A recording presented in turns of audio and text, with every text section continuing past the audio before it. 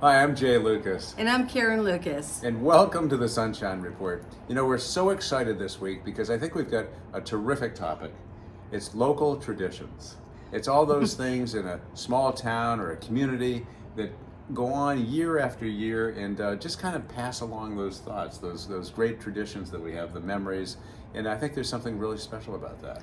Yes, we've talked about this a little bit in the past, but bring it to the forefront today and talk about the traditions of what you might have you bring to the family, a new family or bring to others, but just your own family and bringing these traditions that maybe have been passed on from your parents, your grandparents, and even your neighborhood, right? Sometimes your neighborhood has those traditions too. Well, I can remember so many great little traditions in my hometown. And one of the great ones was, and we had these pretty frequently, but they'd be these suppers. Yes. These suppers that you would have. One in particular, the Dollars for Scholars Ham Supper, would you go out and just sell tickets and you go to the high school cafeteria.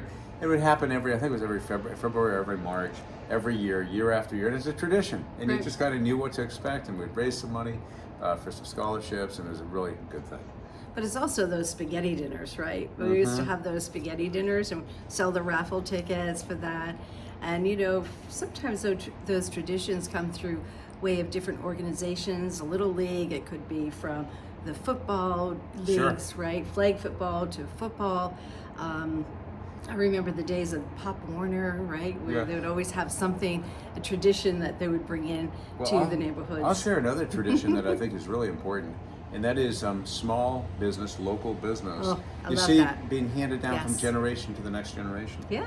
And maybe that young person was a teenager working in the store. It could be the jewelry store, the hardware store, the grocery store, or the Yes. restaurant, the pizza shop. Oh, yes. And all of a sudden, years go by. And so is actually there at the cash register, owns the business, is running the business. Oh, you have that in your town, but I also have it in my town where we would go to this little country store.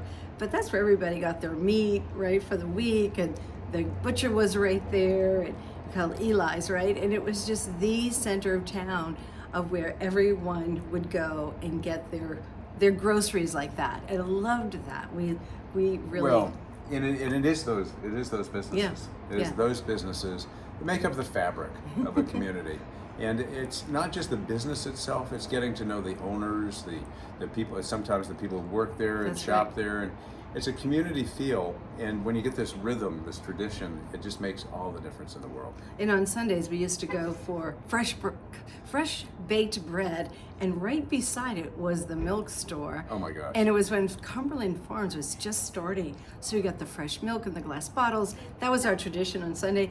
Little peanut butter and the Ed Sullivan Show. Well, we'd be very curious to know what your traditions are. Yes. In your communities, the things that are really important. Yeah. Sometimes they happen around the holidays, different holidays. Could be Halloween, could be Valentine's Day, could be any holiday. Right. But it's all those important things that make the community really a community. And It so, really is.